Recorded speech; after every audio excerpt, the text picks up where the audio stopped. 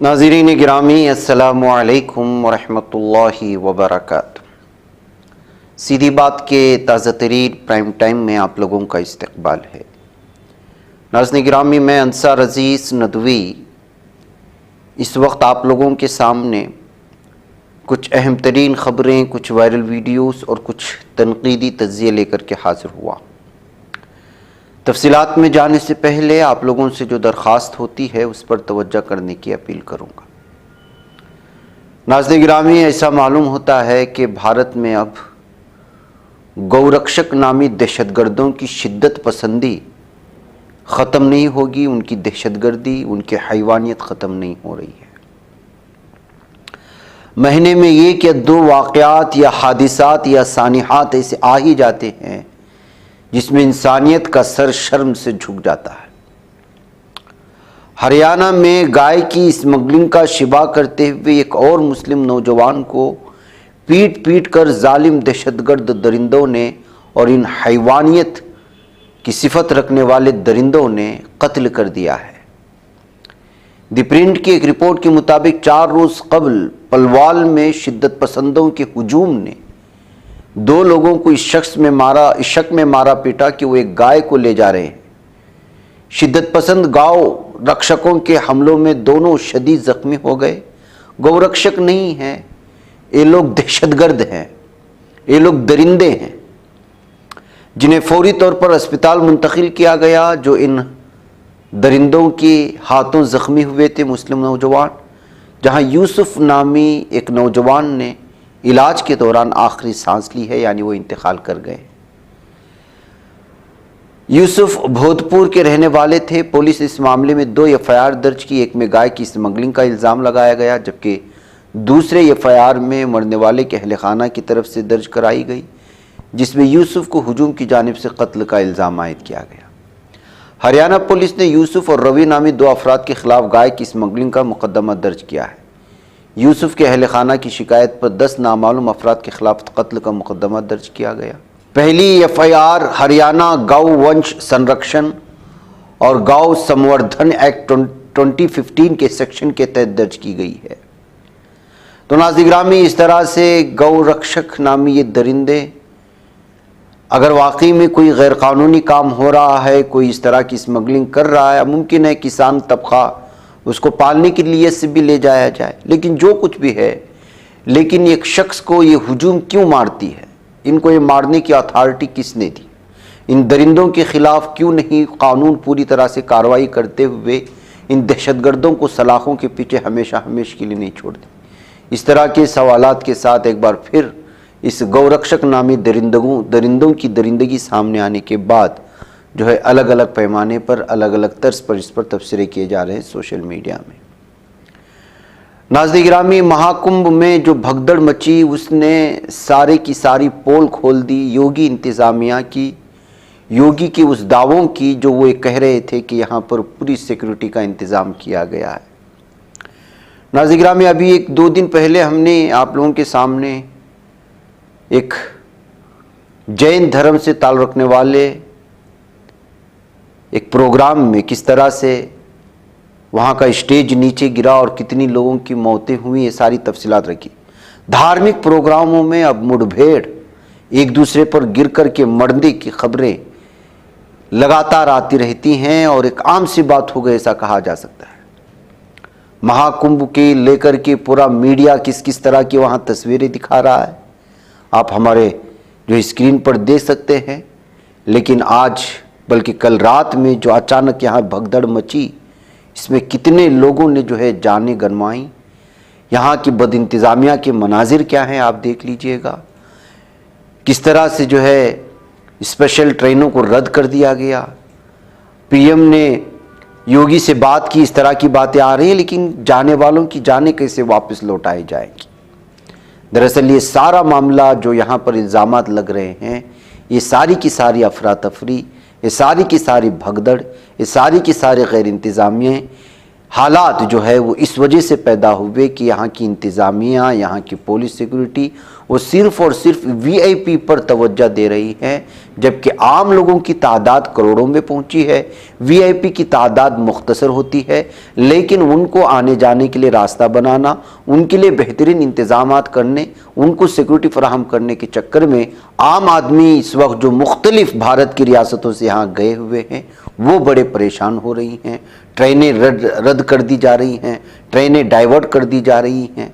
अलग अलग मौके पर अलग अलग अंदाज में अलग अलग अकीदत के मुताबिक जो है यहाँ पर स्नान किया जाता है, जो है वो गंगा में डुबकी लगाई जाती है, कुंभ के नाम पर जो है डुबकी लगाई जाती है। लेकिन ऐसी सूरत हाल में जब इसकी बहुत ज़्यादा मार्केटिंग हो रही थी और जब ये कहा जा रहा था कि यहाँ पर जो है 600 से 700 करोड़ या कई हज़ार करोड़ जो है यहाँ पर खर्च किए जा रहे हैं, 7,000 करोड़ से ज़्यादा इंतज़ामात में, लेकिन इतने हज़ार करोड़ खर्च किए जाने के बावजूद इतनी लोगों की जानें कैसी गई, भगदड़ कैसी मची। तो इस तरह के सवालात इस वक्त उठाए जा रहे हैं। वह नाज़िर ग्राम में मरने वालों की तादाद अब तक तो उसमें लगातार बढ़ती जा रही है। अलग अलग एतबार से कोई 10 कहता है, कोई 11, कोई 20 के करीब कहता है। कई लोग ज़ख्मी हो चुके हैं। इस सूरत हाल में किस तरह की वीडियो सामने आई, लोगों का गुस्सा किस तरह से फूटा, ये आप लोग देख सकते हैं। जो मीडिया आपको नहीं दिखा रहा है वो सिर्फ वही दिखा रहा है जो योगी हुकूमत की तारीफ़ें बटोरने वाला होता है, लेकिन हकीकत में ज़मीनी सतह पर पूरी तरह से इंतज़ामात वो जो है वो ना के बराबर, आवाम लोग जो है पीछे गए। इंतज़ामात हुए हैं तो वो सिर्फ और सिर्फ उन लोगों के जो वीआईपी कल्चर से ताल्लुक़ रखते हैं, लेकिन आम आदमी कहाँ जाएगा? उसका तो दम घुट रहा है, उसको पैर रखने की जगह नहीं है, उसके सामान चोरी हो रहे हैं, उसके लिए बुनियादी सहूलियात फराहम नहीं की गई हैं।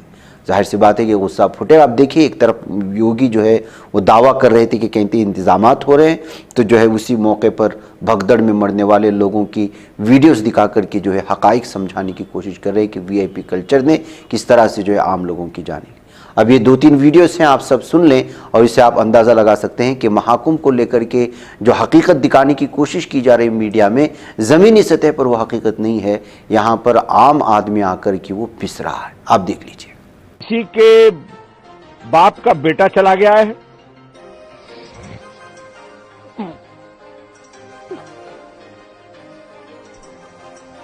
किसी का पुत्र चला गया है। बहुत दुखद समाचार है और प्रशासन पूरी तरह फेल हो गया है। निकम्मा प्रशासन, सिर्फ तुष्टीकरण की नीति में ये प्रशासन लगा रहा। कोई भी वीआईपी आए सिर्फ उसकी सेवा में लगा रहा। मैंने देखा कि जो भी वीआईपी यहाँ आया सिर्फ प्रशासन उसकी जी हजूरी में लगा रहा। इसके अलावा इस प्रशासन को इस कुंभ से कोई मतलब नहीं था, किसी भी व्यवस्था से कोई मतलब नहीं था। चित्रा, यहाँ की तस्वीरें जो निशब्द कर रही हैं। एक बेटी अपने पिता से चिपक रो रही है, शब्द नहीं है, क्योंकि उनकी माँ उनके पिता के साथ में, परिवार के अन्य सदस्यों के साथ में स्नान के लिए आई थी, लेकिन उनको नहीं पता था कि कुंभ स्नान करने के बाद में वो वापस लौटेंगी ही नहीं। सिर्फ यहाँ पर आंसू है, यहाँ पर दर्द है, यहाँ पर पीड़ा है। कुंभ बड़े पैमाने पर वहां पर श्रद्धालु जनों का 40 करोड़ से अधिक श्रद्धालु आए थे। 10,000 से अधिक संस्थाओं को वहां पे भूमि आवंटन की कार्रवाई युद्ध स्तर पर की गई है। देश के और दुनिया का हर व्यक्ति प्रयागराज आने के लिए उत्सुक है और इस पूरे कार्यक्रम को पूरी भव्यता के साथ, पूरी दिव्यता के साथ एक डिजिटल कुंभ के रूप में प्रस्तुत करने के लिए प्रधानमंत्री मोदी जी की मार्गदर्शन में उत्तर प्रदेश सरकार पूरी प्रतिबद्धता के साथ आगे बढ़ रही है। ऐसा नहीं होता, बोल देना चाहिए कि वीआईपी लोग आएगा, अब आम पब्लिक लोग दर्द तो नहीं कर पाएगा, तो लोग नहीं आएगा। इतना थक के क्यों आएगा? 4 बजे से ये व्यवस्था है, बताइए। 4 बजे से कोई व्यवस्था नहीं। और इतने पुल बने, 30 पुल बने, 30 पुल की ये व्यवस्था है कि मैं 4 बजे से घूम रही हूँ, मेरी 15-20 किलोमीटर गाड़ी खड़ी हुई है। थोड़े आगे जाइए। भाई वीआईपी क्यों जा रहा है? क्या वो इंसान है? हम इंसान नहीं है क्या? 20 आदमी गिर गया उसका ऊपर, उसका डायबिटीज है, डायबिटीज नील हो गया, हाई प्रेशर भी है। कितना 3 घंटे बाद में पुलिस आया, मेघालय से आया। ये प्रशासन खुद ही खराब करने में लगा हुआ है। अगर वीआईपी ट्रीटमेंट के चक्कर में पूरा मेला डिस्टर्ब हो रहा, लिहाजा ये प्रशासन अच्छी तरीके से जान ले कि केवल वीआईपी ट्रीटमेंट देने में इस मेला की भव्यता को खराब किया जा रहा। अगर सभी की बाइक और स्कूटर स्कूटर ही अलाउ की जाती तो सभी आराम से जाते, मगर ये वीआईपी कारें जो हूटर बजा बजा के चल रहे, हम लोग खुद हाईकोर्ट के अध्यक्ष रहे हैं, हम लोग अपने स्कूटी से जा रहे हैं, लेकिन ये कार के वीआईपी के चक्कर में मेला का पूरा सत्यानाश ये डीएम, पुलिस कमिश्नर और मेला अधिकारी करा रहे। अभी भी वक्त है मुख्यमंत्री जी ऐसे भ्रष्ट अधिकारियों और ऐसे मेला अधिकारी को तत्काल यह निर्देशित करें कि हूटर बजा के वीआईपी कल्चर वालों को यहां से रोकें, अन्यथा की स्थिति में परिस्थिति बदल जाएगी। हम लोग खुद अपनी कार छोड़ करके स्कूटी से चल रहे, लेकिन कौन है वो वीआईपी जिसके लिए रास्ते रोके जा रहे, जिनके लिए गाड़ियां चल रही? क्या हम लोग उच्च न्यायालय नहीं जा सकते? जब जाने का हमें रास्ता नहीं मिलेगा, इन वीआईपी लोगों को तत्काल रोको, अन्यथा मेला को डिस्टर्ब करा रहे। स्वयं ये वीआईपी कल्चर और मेला अधिकारी, पुलिस कमिश्नर भ्रष्ट है, इसको तत्काल यहाँ से प्रशासन को सुधारने के लिए मौका दो, अन्यथा की स्थिति में वीआईपी कल्चर समाप्त कर दिया जाएगा। हम लोग कतई मानने को अब तैयार नहीं है। अभी भी वक्त है, पुलिस कमिश्नर और मेला अधिकारी होश में आ जाओ, वीआईपी कल्चर की गाड़ियां तत्काल रोको और केवल स्कूटर अलाउ करो। जब हम स्कूटर से जा सकते, कौन है वो वीआईपी जो कार से चल रहा, जिसके वजह से ट्रैफिक व्यवस्था खराब हुई है? धन्यवाद। आप देखिए स्कूटी जो अध्यक्ष, यही वजह है कि कांग्रेस के रहनुमा राहुल गांधी ने प्रयागराज में महाकुंभ के दौरान पेश आए भगदड़ के वाक़े पर गहरे दुख और तशवीश का भी इजहार किया। उस हादसे में मुतअद्दिद अक़ीदतमंदों की जान चली गई और कई दीगर शदीद जख्मी हुए। राहुल गांधी ने मुतासरा खानदानों से हमदर्दी का इजहार करते हुए कहा कि इस तरह के हादसात इंतहाई अफसोसनाक हैं। जख्मियों की जल्द सेहतयाबी की उन्होंने दुआ की तो गमज़दा खानदानों से यकजहती का इजहार। नाज़रीन गिरामी, दिल्ली में इस वक्त घमासान की सियासी जंग चल रही है। आम आदमी वर्सेस आप कांग्रेस कह सकते हैं, या कांग्रेस वर्सेस बीजेपी, या आम आदमी वर्सेस बीजेपी, या बीजेपी वर्सेस आम आदमी पार्टी। तो एक त्रिएंगल में इस वक्त पूरी तरह से फंस चुके। ऐसे में एक दूसरे पर इल्ज़ामात लगाना, तो एक तरफ राहुल गांधी पूरी तरह से आइन की धज्जियाँ जिस तरह से उड़ाई जा रही है, उसको मुख्तलिफ प्रोग्राम में इस पर तवज्जो दिलाने की कोशिश कर रहे हैं। दलित और कबाइल और पिछड़े तबकों को उभार रहे हैं कि किस तरह मोहन भागवत के बयान ने सारी की सारी हिस्ट्री को चेंज कर दिया है। अगर आइन का एहतराम नहीं किया गया, अगर इसकी तौहीन की गई और इस तरह के लोगों को दोबारा वोट दिया गया, तो किस तरह से कानून को ख़त्म कर देंगे, आइन को ख़त्म कर देंगे। अगर आइन को ख़त्म कर देंगे तो फिर इस भारत में पिछड़े तबकों की, दलितों की, कबाइलियों की किसी की भी कोई अहमियत नहीं रहेगी।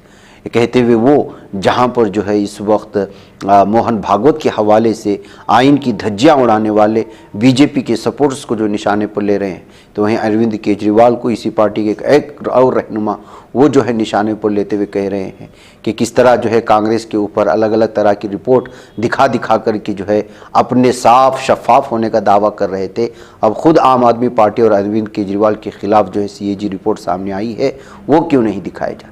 ये दोनों वीडियो देखेंगे तो आपको समझ में आएगा कि दिल्ली में इस वक्त किस तरह का सियासी बुखार सर चढ़कर बोल रहा है। कुछ दिन पहले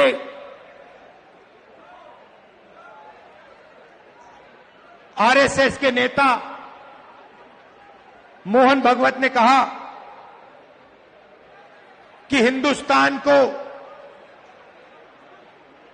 15 अगस्त 1947 में आजादी नहीं मिली, वो झूठी आजादी थी, सच्ची आजादी मोदी जी के आने के बाद मिली। भाइयों और बहनों, ये सीधा संविधान पर आक्रमण है। इन्होंने पहले, लोकसभा से पहले संविधान को रद्द करने की कोशिश की। इन्होंने कहा कि 400 पार हमारी सीटें आएंगी और जब सीटें आएंगी हम संविधान को खत्म कर देंगे, बदल देंगे। उनके सामने इंडिया गठबंधन और कांग्रेस पार्टी खड़ी हुई, हमारे कार्यकर्ता खड़े हुए और लोकसभा में 400 पार छोड़ो, लोकसभा में नरेंद्र मोदी जी को इस पर मत्था टेकना पड़ा था। जब वो अंदर घुसे थे, मत्था टेक कर घुसे थे। भाई और बहनों, एक बात याद कीजिए और इसको भूलिए मत।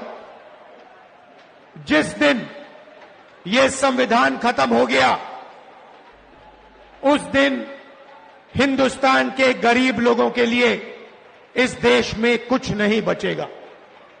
दलितों के लिए, आदिवासियों के लिए, पिछड़ों के लिए देश में कुछ नहीं बचेगा। लक्ष्य इनका यही है। पार्टी और वो साफ तौर पर राहुल गांधी को चुनौती दे रहे हैं। कल राहुल गांधी ने इस तरीके से कहा कि लेकर स्कैम से लेके और सब इसको सीएजी रिपोर्ट पढ़े हैं क्या केजरीवाल? चुनौती देने से पहले पढ़ लेना एक बार। हमारे खिलाफ नकली CAG reports, draft CAG reports ले लेकर पूरे देश में घूमता रहता था ये। आज जब इसके अपने खिलाफ इतनी सीएजी रिपोर्ट्स आई हैं, मुंह क्यों बंद हो गया है? हिम्मत है तो आए, डिबेट करें हमारे साथ अपनी इन सीएजी रिपोर्ट्स पर, अपने काले कारनामों पर। क्या कुछ आप चुनौती दे रहे हैं? हम उनको चुनौती दे रहे हैं। है हिम्मत? अगर मां का दूध पिया है तो आए, सीएजी रिपोर्ट्स पर हमसे बात कर लें। बहुत ईमानदारी का दम भरते हुए घूमता था, आज इसकी असलियत पूरे दिल्ली को, पूरे देश को, पूरे विश्व को मालूम पड़ गई। उधर नाज़-ए-गिरामी all India Muslim personal law board और मुसलमानों की तमाम दीनी व मिल्ली जमातों ने उत्तराखंड में यूनिफॉर्म सिविल कोड के निफाज को इंतहाई अफसोसनाक और मुल्क के लिए बदबख्ताना करार दिया। मुस्लिम कायदीन ने कहा कि ज्वाइंट पार्लियामानी कमेटी के जरिए तमाम जमहूरी व अखलाकी कदरों और मुसलमानों की दस्तूरी हुकूक को पामाल किया गया है। करोड़ों की तादाद में दी गई उनके आरा, उनके जज्बात और एहसासात को नज़रअंदाज करके नीज़ अपोजिशन मेंबरान की तजावीज़ को मुस्तरद करके बिल की मंजूरी की सिफारिश इंतहाई नामाकूल, गैर जमहूरी और मुसलमानों के हुकूक पर दस्त दराजी है। रियासत उत्तराखंड का यूसीसी कानून गैर जमहूरी, गैर दस्तूरी और शहरियों के बुनियादी हुकूक पर दस्त दराजी है, लिहाजा हमारे लिए हरगिज़ भी काबिल कबूल नहीं। मुल्क का दस्तूर मुसलमान समेत तमाम शहरियों को अपना मजहबी अक़ीदा रखने, मजहबी तालीमात पर अमल करने की आज़ादी देता है। मुस्लिम पर्सनल लॉ दीन इस्लाम का जुज़्व ला यनफ़क है, जिसे शरीयत एप्लीकेशन एक्ट 1937 के जरिए तहफ़्फ़ुज़ भी फराहम किया गया है। वैसे भी किसी रियासत को यूनिफॉर्म सिविल कोड बनाने का हरगिज़ भी इख्तियार नहीं है। ये रियासती हुदूद से मुजरिमाना तजावुज़ है। बोर्ड के बेंगलुरु इजलास में तय किया गया था कि उत्तराखंड यूसीसी को अदालत में चैलेंज किया जाएगा। गुज़श्ता साल जुलाई में मुसलमानों के अलावा सिख, ईसाई, बौद्ध, दलित और आदिवासी तबक़ात ने एक मुश्तरका प्रेस कॉन्फ्रेंस में वाज़ेह कर दिया था कि उन्हें किसी भी कीमत पर यूसीसी मंजूर नहीं। हम उत्तराखंड के मुसलमान और दीगर शहरों से अपील करते हैं कि वो इन गीदड़ भपकियों से हरगिज़ भी मुतासिर ना हों, अपने मजहबी और रिवायती कानून पर कोई मुसालहत इख्तियार ना करें। इंशाअल्लाह जमहूरी दायरे में रहते हुए इसकी हर सतह पर मुखालिफत की जाएगी। All India Muslim personal law board और तमाम मुस्लिम तंजीमें मुतअद्दिद बार वाज़ेह कर चुकी हैं कि वक्फ अमलाक से खिलवाड़ की हुकूमत को हरगिज़ भी इजाज़त नहीं दी जाएगी। वक्फ तरमीमी बिल 2024 को मुसलमान हिंद पूरी तरह मुस्तरद कर चुके हैं। ज्वाइंट पार्लिमानी कमेटी ने पार्लिमानी ज़वाबित और हदूद का हरगिज़ भी ख्याल नहीं रखा और तमाम जमहूरी अक़दार और रिवायात को बालाए ताक रख कर कार्रवाई चलाई। मुस्लिम पर्सनल लॉ बोर्ड और तमाम मुस्लिम तंजीमों ने इस बिल पर अपना मौक़िफ़ JPC को तहरीरी तौर पर बिलमुशाफा पेश किया था। इस मुसलमानों ने करोड़ों की तादाद में ईमेल भेजकर इसकी मुखालिफत भी की थी। बोर्ड के अपने इनिशिएटिव पर 3 करोड़ 67 लाख अफराद ने ईमेल भेजे थे। इसके अलावा मुसलमानों की दीगर तंजीमों की कोशिशों से भी कई करोड़ ईमेल भेजे गए, जिसका रिकॉर्ड भी इन तंजीमों के पास महफूज है। बोर्ड के बेंगलुरु इजलास में तमाम मुस्लिम तंजीमों ने मुश्तरका तौर पर वाज़ेह कर दिया था कि वो हरगिज़ भी किसी को इख्तियार नहीं देंगे कि उनकी इबादतगाहों और दीगर वक्फ अमलाक को हड़पने या तबाह करने की मनसूबाबंदी करें। लिहाजा अब वक्फ तरमीमी बिल के खिलाफ मुल्कगीर तहरीक शुरू करने का वक्फ बोर्ड ने पूरी तरह से ऐलान कर दिया है। उसके अलग अलग तरह के जो है फैसले लिए जाएंगे अवाम के सामने पेश कर दिए जाएंगे।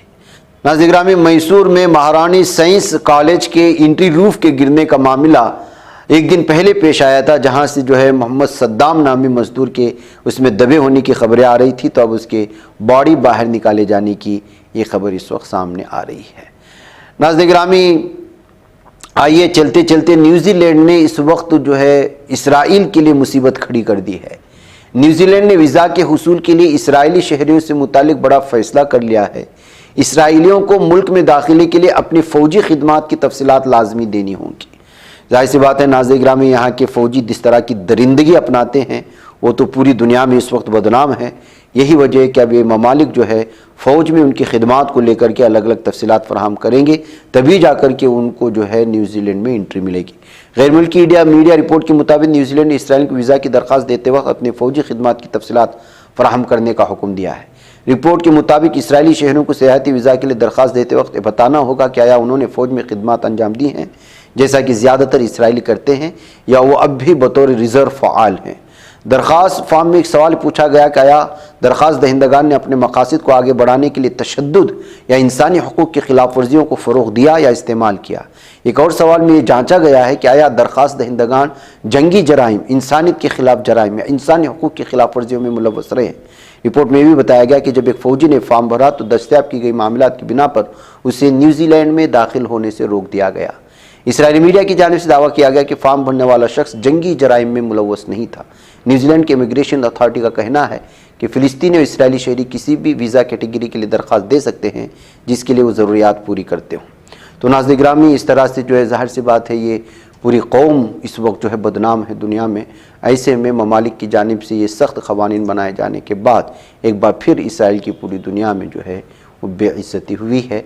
ये कहते हुए इस वीडियो को शेयर करने की कोशिशें हुई है। नाज़रीन गिरामी, मुझे इजाज़त है। अस्सलाम वालेकुम रहमतुल्लाहि व बरकातहू। कि बच पाता है कोई सहाफ़ी की निगाहों से, मिलाता है ये लोगों को मोहब्बत की पनाहों से।